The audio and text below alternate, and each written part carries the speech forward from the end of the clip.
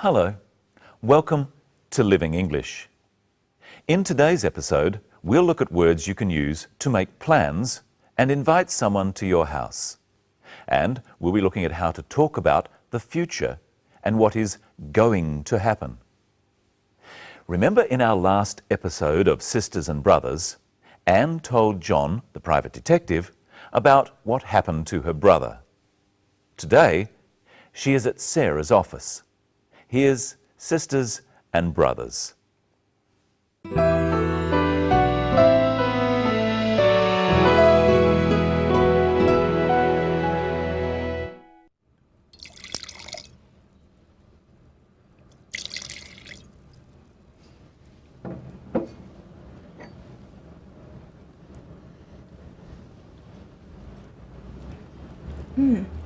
It's very smooth.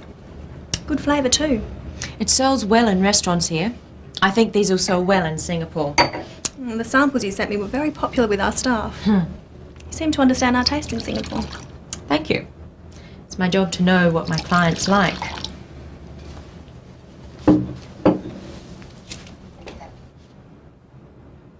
So, are you enjoying the city? It's very nice. What are you going to do tomorrow? I don't know. I'll probably stay in the hotel and relax. Why don't you come to lunch with us at home? Oh, thank you, but you have your family. Yes, and they want to meet you. We're going to have roast chicken, traditional Aussie food. Sounds good. All right, I'll come. Great.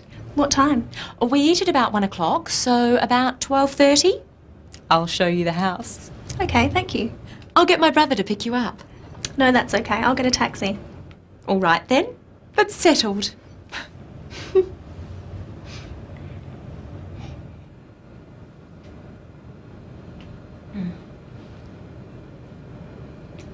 Let's look at how Sarah asks Anne about her plans. What are you going to do tomorrow? I don't know. I'll probably stay in the hotel and relax. Sarah asks, what are you going to do? Going to is used to talk about future plans. Repeat the phrase with the clip.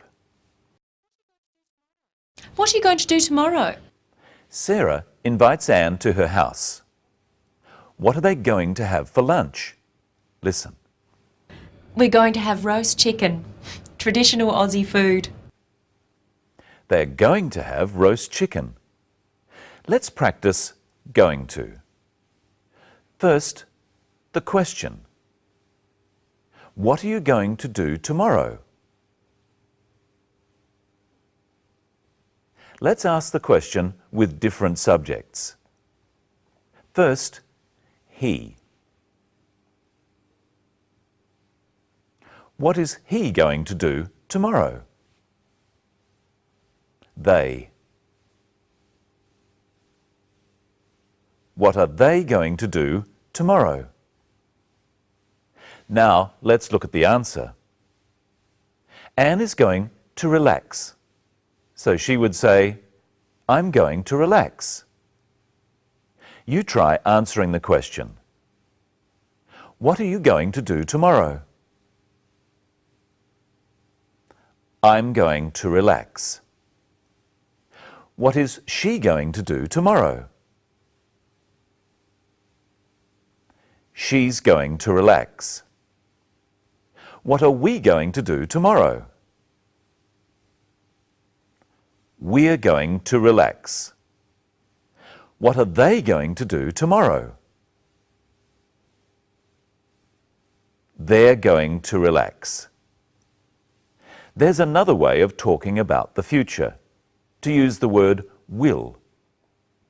Listen again to what Anne says about her plans for tomorrow. What are you going to do tomorrow? I don't know. I'll probably stay in the hotel and relax. Anne says, I'll probably stay in the hotel. I'll is short for I will. This is another way of talking about the future. I will do something. Listen to see how many times you can hear I'll in this next clip. We're going to have roast chicken, traditional Aussie food. Sounds good. All right, I'll come. Great. What time? We eat at about 1 o'clock, so about 12:30. I'll show you the house. Okay, thank you. I'll get my brother to pick you up. No, that's okay. I'll get a taxi. So there were 4 wills. I'll come. I'll show you the house. I'll get my brother to pick you up. And I'll get a taxi. And as we've seen before on Living English, I will becomes I'll. So when do you use will and when do you use going to? Notice that all of these actions in the future are single actions. I'll get a taxi. I'll show you the house. We use will for a definite single action in the future. We use going to for less definite or longer actions. What are you going to do tomorrow? Now, let's look at how Sarah invites Anne to her house. Why don't you come to lunch with us at home? She says, "Why don't you come to lunch?" She doesn't really want to know why Anne doesn't come. She wants Anne to come. She is inviting her to come. Practice with the clip. Why don't you come to lunch with us at home? Now try asking with some different invitations, such as, "Come to dinner." Why don't you come to dinner? Try this chicken. Why don't you try this chicken? Go home. Why don't you go home? Ring me tomorrow. Why don't you ring me tomorrow? All of these are examples of making a suggestion. So if I say, "Why don't you ring me tomorrow?" I want you to ring me tomorrow. I'll ring you tomorrow if you like. Hello, Michelle. Hello. What are we going to talk about today? Well, I've brought my calendar, so we can talk about days in the future. First, let's review the days of the week. You say them at home too. Monday, Tuesday, Wednesday, Thursday, Friday, Saturday, Sunday. Brenton, we need to make an appointment to discuss the program. When can we meet? When are you free? Well, I'm free today after this. No, I'm seeing a friend today. What about tomorrow? I'm busy tomorrow, I'm working. What about Wednesday? I'm sorry, I'm going out on Wednesday. What about Saturday? Oh no, on Saturday I'm going to do the shopping. Well, we can't meet this week. What about next week? Well, I'm very busy next week, but I can see you on Monday. Monday it is. It's Monday today, so I'll see you next Monday. Next Monday in a week's time. What time?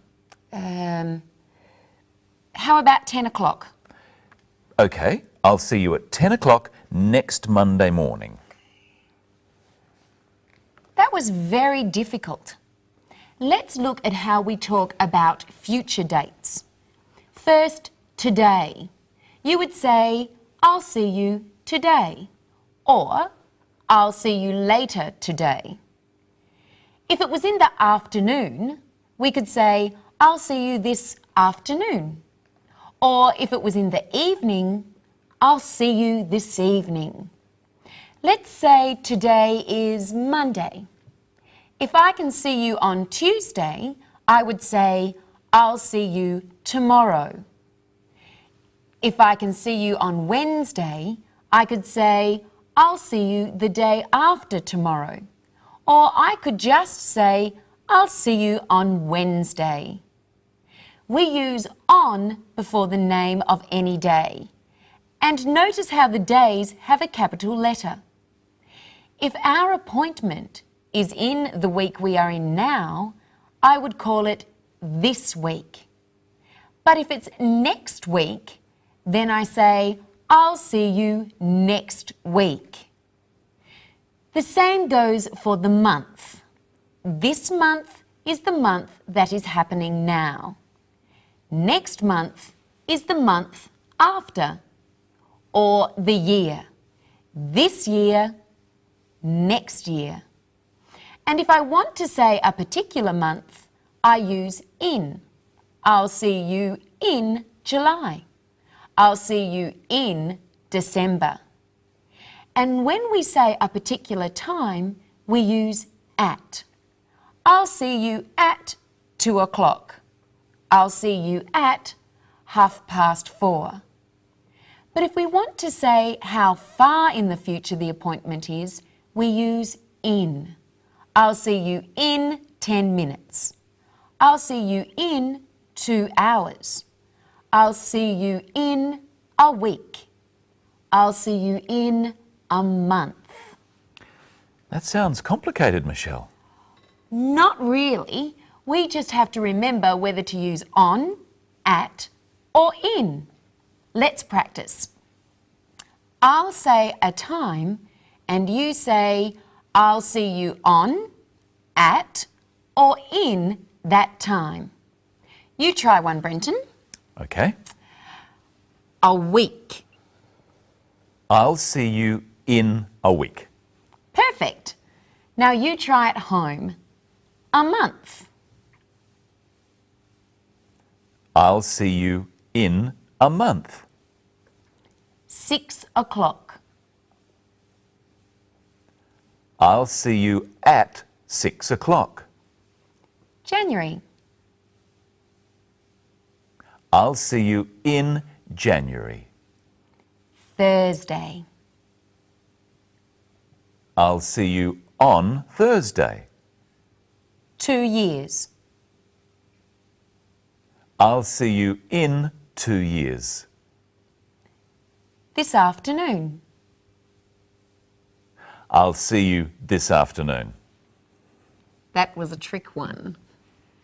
Remember, we can also use this before the words morning, afternoon, evening, week, month, or year.